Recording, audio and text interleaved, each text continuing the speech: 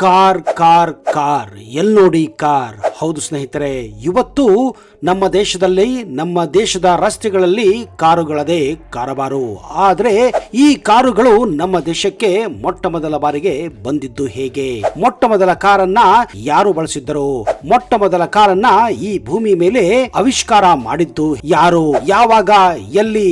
ಬನ್ನಿ ಈ ಎಲ್ಲ ಕುತೂಹಲ ಮಾಹಿತಿಯನ್ನ ಇವತ್ತಿನ ಈ ವಿಡಿಯೋದಲ್ಲಿ ನಿಮ್ಗೆ ಕೊಡ್ತಾ ಇದ್ದೀನಿ.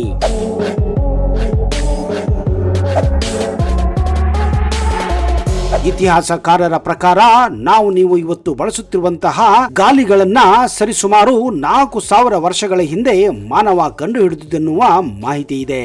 ಅಲ್ಲಿಂದ 17ನೇ ಶತಮಾನವರೆಗೂ ಈ ಗಾಲಿಗಳನ್ನ ಕೇವಲ ಎತ್ತುಗಳಾಗಲಿ, ಕುದುರೆಗಳಾಗಲಿ, ಕತ್ತೆಗಳ ಮೂಲಕ ಬಂಡಿಯನ್ನ ಹಾಕಿ ಬಳಸಲಾಗುತ್ತಿತ್ತು.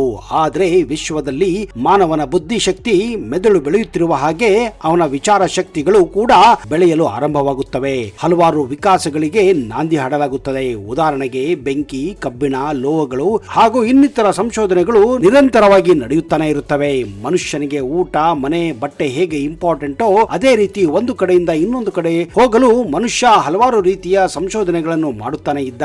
ಆಗ ಅವನ ವಿಚಾರಕ್ಕೆ ಬಂದಿದ್ದೇ ಈ ಒಂದು ಚಕ್ರ ಅಥವಾ ಗಾಲಿ ಅನ್ನಬಹುದು. ಚಕ್ರದ ಸಂಶೋಧನೆ ನಂತರ ಇದನ್ನು ನಾನು ಮೊದಲೇ ಹೇಳಿದ ಹಾಗೆ ಎತ್ತುಗಳ ಮೂಲಕವೋ, ಕತ್ತೆಗಳ ಮೂಲಕವೋ, ಕುದುರೆಗಳ ಮೂಲಕವೋ ಬಳಸಲಾಗುತ್ತಿತ್ತು. ಇವುಗಳನ್ನ ಹೊರತುಪಡಿಸಿ ಹೇಗಾದರೂ ಮಾಡಿ ಸ್ವಯಂ ಚಾಲಿತ ಬಂಡಿಯನ್ನ ಓಡಿಸೋಕೆ ಅಥವಾ ಚಕ್ಕಡಿಯನ್ನ ಓಡಿಸೋಕೆ ಮನುಷ್ಯ ಹಲವಾರು ಸಂಶೋಧನೆಗಳನ್ನ ನಿರಂತರವಾಗಿ ಮಾಡುತ್ತಾನೆ ಇದ್ದ. ಹೀಗೆ ಪ್ರಾಣಿಗಳ ಸಹಾಯವಿಲ್ಲದೆ ಸ್ವಯಂ ಚಾಲಿತವಾದಂತಹ ಒಂದು ಗಾಡಿಯ ಬಗ್ಗೆ ಮೊದಲ ಬಾರಿಗೆ ಯೋಚನೆ ಮಾಡಿದ್ದೇ ಪ್ರಸಿದ್ಧ ಚಿತ್ರಕಾರ ಡಾ ವಿನ್ಸಿ. ಇವರು ತಮ್ಮ ಚಿತ್ರದಲ್ಲಿ ಪ್ರಾಣಿಗಳ ಸಹಾಯವಿಲ್ಲದೆ ಓಡುವಂತಹ ಗಾಡಿಯನ್ನ ಬಿಡಿಸಿದ್ದರು. ಅವರು 1478ರಲ್ಲಿಯೇ ತಮ್ಮ ಚಿತ್ರದ ಮೂಲಕ ಇದರ ಮಾಹಿತಿಯನ್ನು ಕೂಡ ಕೊಟ್ಟಿದ್ದರು. ಡಾ ವಿನ್ಸಿ ಪೇಂಟಿಂಗ್ ಅನ್ನ ಈಗಲೂ ನಾವು ಇಟಲಿಯ ಪ್ರಸಿದ್ಧ ಮ್ಯೂಸಿಯಂ ನಲ್ಲಿ ಇದನ್ನ ಕಾಣಬಹುದಾಗಿದೆ. ಅಷ್ಟೇ ಯಾಕೆ ಸ್ನೇಹಿತರೆ, ಅದಕ್ಕಿಂತ ಮೊದಲು ನಮ್ಮ ಭಾರತದಲ್ಲಿಯೇ ಹಲವಾರು ದೇವಸ್ಥಾನಗಳ ಮೇಲೆ ಕೆತ್ತನೆಗಳನ್ನು ಕೂಡ ನೀವು ಕಂಡಿರಬಹುದು.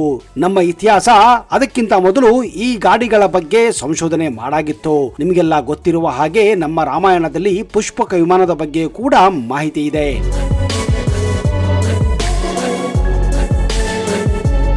ಅದು 1776 ನಿಕೋಲಸ್ ಜೋಸೆಫ್ ಕೊಗ್ನಾಟ್ ಮತ್ತು ಫ್ರಾಂಕೋರ್ ಉಗಿಯಿಂದ ಮೊಟ್ಟ ಮೊದಲ ಬಾರಿಗೆ ಸ್ವಯಂ ಚಾಲಿತ ಕಾರನ್ನ ಆವಿಷ್ಕಾರ ಮಾಡುತ್ತಾರೆ.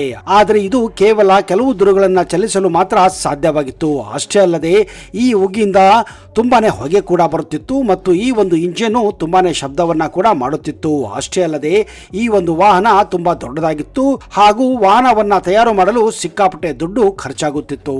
ಆದರೆ